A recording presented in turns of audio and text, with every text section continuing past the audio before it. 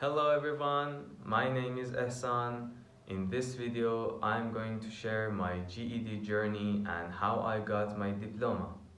The reason why I made this video and why I'm sharing my experience is to inspire those who are preparing for the GED exams and those who are actually interested in getting a high school diploma.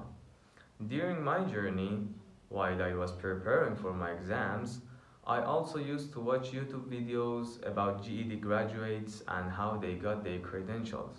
I was motivated when I read graduate stories and what they could do after they got their diploma, the opportunities they got. So that really motivated me to study harder and pass all of my exams. Finally, after 7 months of studying, I am an international GED graduate now. And congratulations to me, and this is my GED diploma. I don't know how to express myself. I'm very happy because now I have better educational and job opportunities. For example, I can further my education to higher levels, or I can get a better job position. Some people get their diploma in order to enter USA Army, while others might challenge themselves and study GED to be a role model for their children, for their friends, family, and just show the world that it's never too late to study and achieve their goals. So wherever you are and whatever your goal might be, I'm sure that earning a high school diploma like GED will benefit you in your lifetime. Now, let's talk about my learning experience.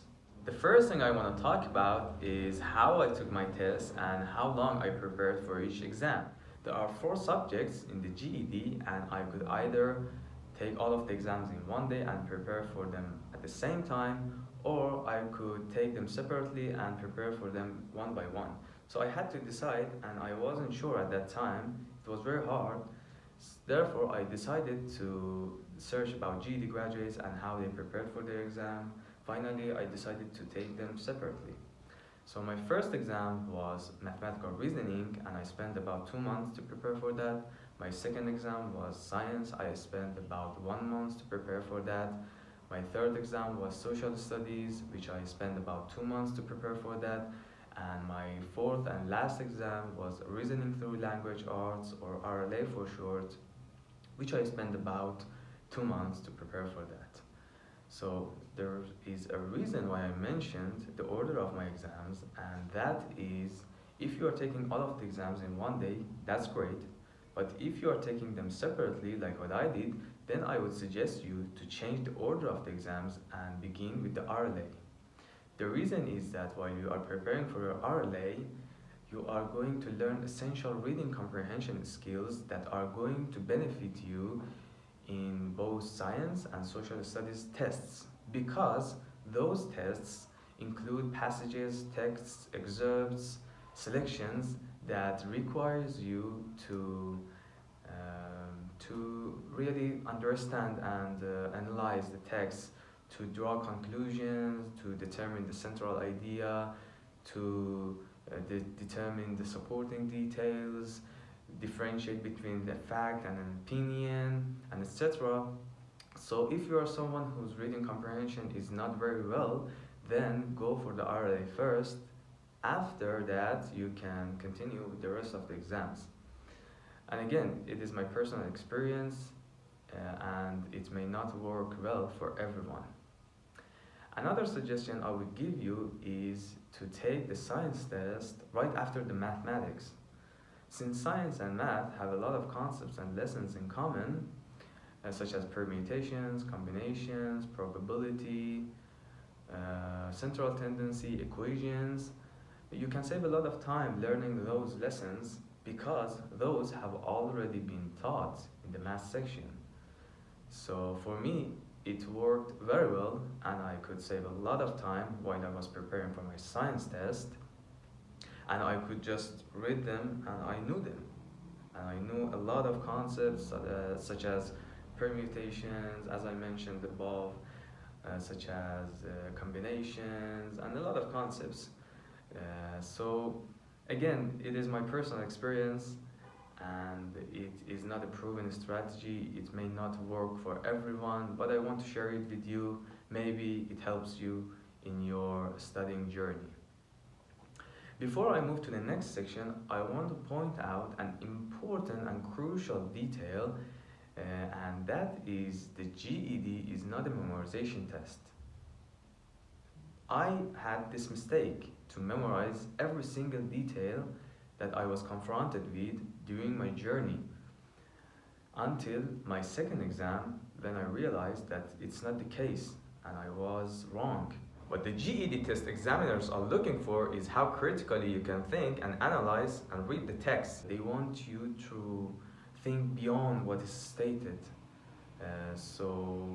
Try to learn those essential skills that are going to guarantee you the passing score and avoid spending a lot of time on memorization because I did the same mistake and I could have saved a lot of time now.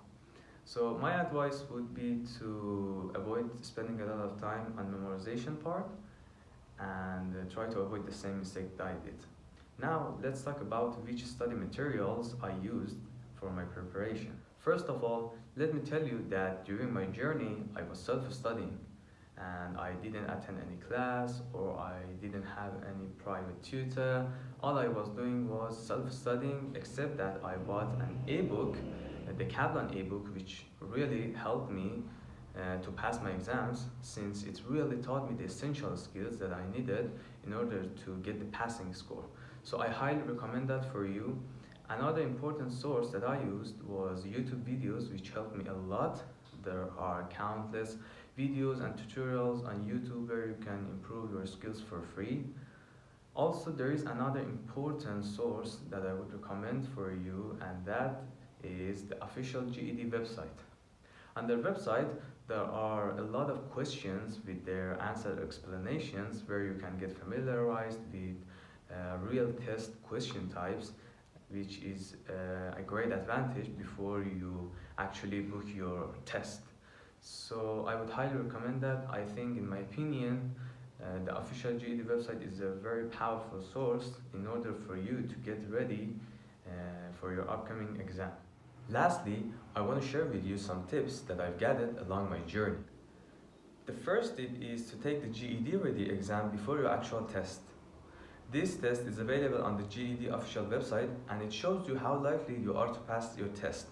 The reason why I'm suggesting this exam is that it's like the real one and it has a time limitation, which makes you feel under pressure and it makes you feel like you are actually doing the real exam. So I would highly recommend that. My second tip is to contact the test center where you are going to take your exams 1 or 2 days before your actual test date to check with them and see if everything is okay. Also, know exactly where the test center is located, because on the test day, we don't want to waste our time looking after that. And it may cause us stress, or even worse, you can miss your exams. So what we don't want during our test day is any inconvenience or stress, and what we want is to only focus on our exam. My third and last tip is to be confident. Nothing in this world is easy, but if you are committed and consistent with your studying or what you are doing, you are going to make it and you are going to achieve your goals. During my journey, while I was preparing for my exams, I used to get tired and I wanted to quit. I really didn't know what to do, but something kept me pushing forward.